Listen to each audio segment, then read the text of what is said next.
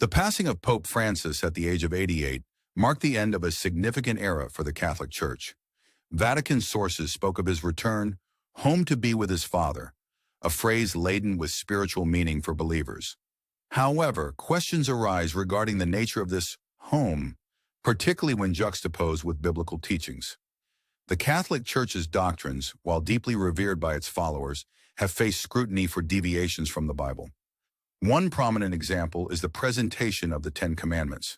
The traditional biblical text includes the prohibition against worshiping graven images, Exodus 20 verse 4-6, which some argue is minimized or reinterpreted in Catholic catechisms.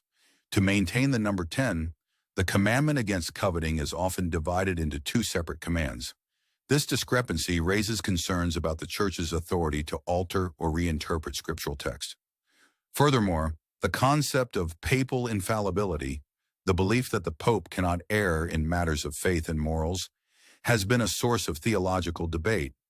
Some interpret this doctrine as elevating the Pope to a position of near-divine authority, potentially contradicting the biblical emphasis on God's sole sovereignty. The Bible repeatedly warns against idolatry and the worship of human figures.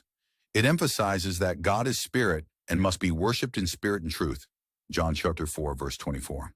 The focus should remain on God's unchanging nature. As stated in Hebrews 13, verse 8, Jesus Christ is the same yesterday, and today, and forever. Where Pope Francis now resides is a matter of faith and personal belief.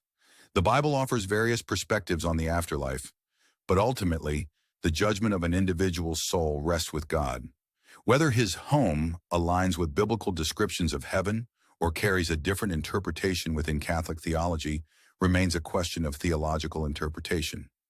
It is important to emphasize that this discussion is not intended to attack individuals or their faith. Rather, it encourages a critical examination of religious doctrines in light of biblical teachings.